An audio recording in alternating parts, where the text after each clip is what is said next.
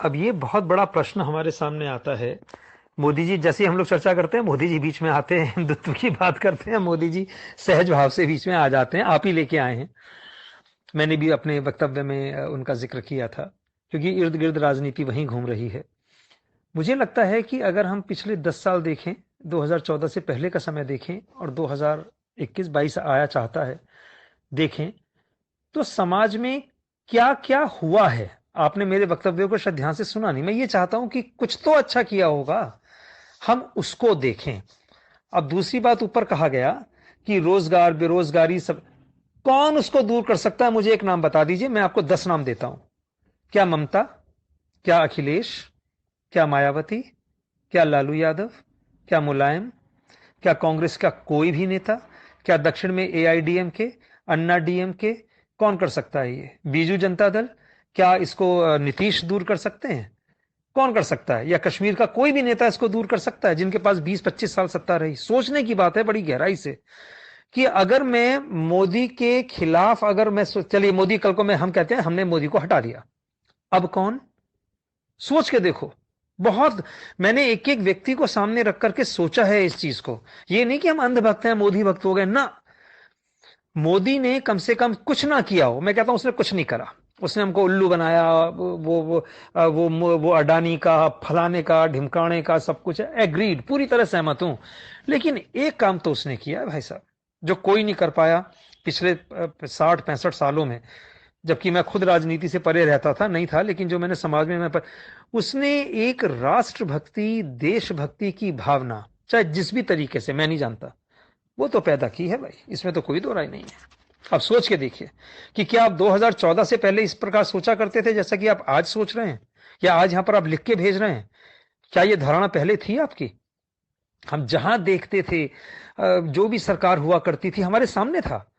अब हमारी व्यवस्था का अगर कोई पालन कर रहा है, न्याय व्यवस्था के अंदर कुछ चीजें चल रही हैं, कुछ चीजें नहीं पकड़ पाए, अब कोई विदेश भाग गया, उसको लाना उनके हाथ में नहीं है कि वो जाएंगे और कॉलर पकड़ के खींच के ले आएंगे। उसकी एक पूरी प्रक्रिया है जिससे कि गुजर रहे हैं। अब कई लोग कहते हैं जी विदेशों का पैसा नहीं आ पाया, आपको क्या लगता है? मैं तो खुद स्विट्जरलैंड गया हुआ हूं, मैंने तो सारी चीजें अपनी आंखों से देखी हैं वहां पर। मैं तो महीनों रहा हूं यूरोप के अंदर, इसलिए मैं इन चीजों को देख के, वहां से एक पैसा कोई भी सरकार नहीं ला सकती। मैं गारंटी देता हूं कि कोई भी सरकार आ जाए, खुला चैलेंज है ये, कि एक पैसा मुझे वहां से वो लाके दिखा दें। लेकिन सत्ता में आने से पहले ये कहा गया, विचार तो अच्छे थे कि मैं, हाँ, पूरी कोशिश रहेगी। उनका विचार था कि 15 लाख रुपए, अरे उनका वो भाषण सुनो। वो ये कह रहे थे कि अगर विदेश से पैसा यहां पर आ जाए तो इतना पैसा होगा कि 15-15 लाख रुपए सबके बांटे आ जाएगा। ना ये कहा था कि वो दे देंगे, अगर आपके पास कहीं से वो कटिंग है तो आप भेजें, मैं, वरना मैं खोज के उसको भेजूंगा आपको। उसका मतलब ये नहीं था। गलत चीजें क्यों कोट करते हो? सबके परिवार हैं, सब लोग अपने धंधे पानी करके बैठे हुए हैं। एक एक को देखो ना, खोद के देखो।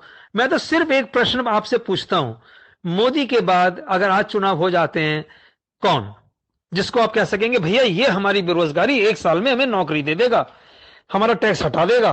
वो कौन? उसका नाम मुझे बता दो। और जिसमें राष्ट्रभक्ति, देशभक्ति की भावना कूट कूट के भरी हो, ये बता दो। अगर कोई व्यक्ति बहुसंख्यक समाज को एकत्र कर रहा है तो क्या ये गलत है क्या? वो अल्पसंख्यकों को तो कुछ नहीं कह रहा, आप अपनी धारणा बनाए रखो।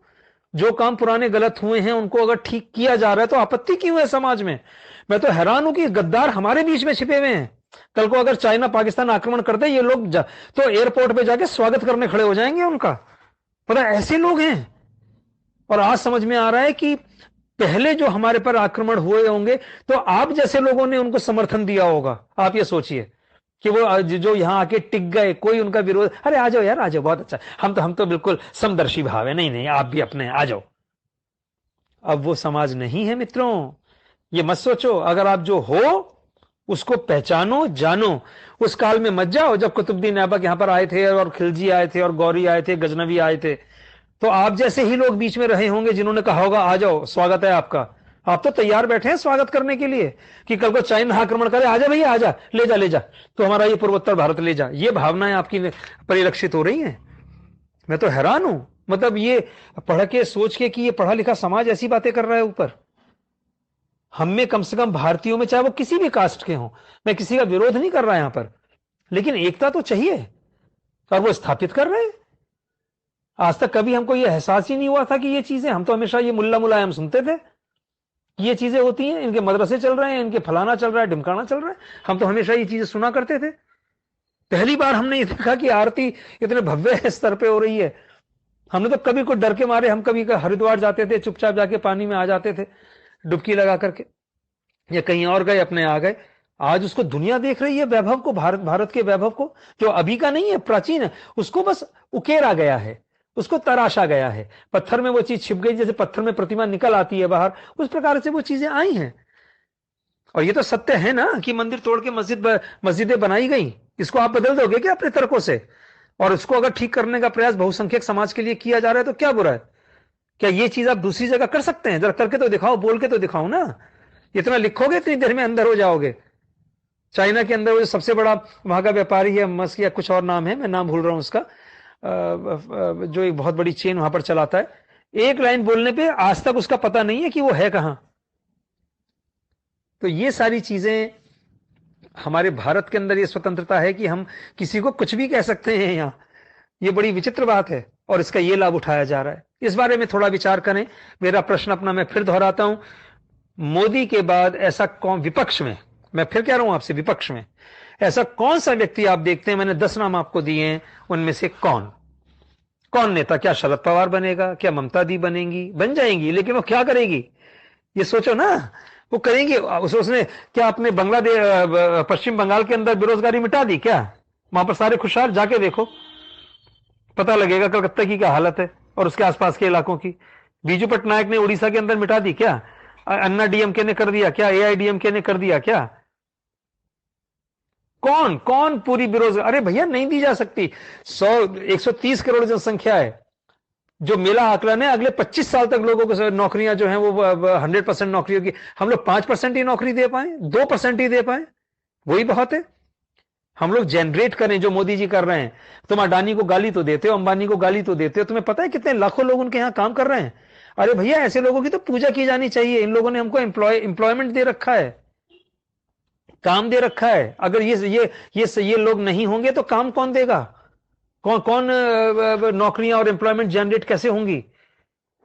अब बैंकों के थ्रू लोन मिल रहा है, कितने बच्चों ने अपना काम खड़ा, मैं तो स्कूल में पढ़ाता हूं, मुझे तो मालूम है, हमारे यहां तो 12वीं के 11वीं के बच्चों ने अपने बिजनेस खड़े कर लिए हैं। तो बहुत फायदा हुआ है, ऐसा मत कहिए आपकी नहीं हुआ। हमारे यहाँ घर में जो काम कर रही हैं, जो बच्ची 22-23 साल की है, उसके घर के अंदर बहुत स्थितियां थोड़ी सी ठीक नहीं थी, तो उन्होंने कहा कि हमारे यहाँ तो राशन आता। तो ये इतने गहन काम किए जा रहे हैं जिस पर हमारी निगाह नहीं जा रही। वास्तव में बहुत काम हो रहा है, वरना अब तो समाज न जाने क्या हो चुका होता। इस चीज पे थोड़ा सा विचार करिए।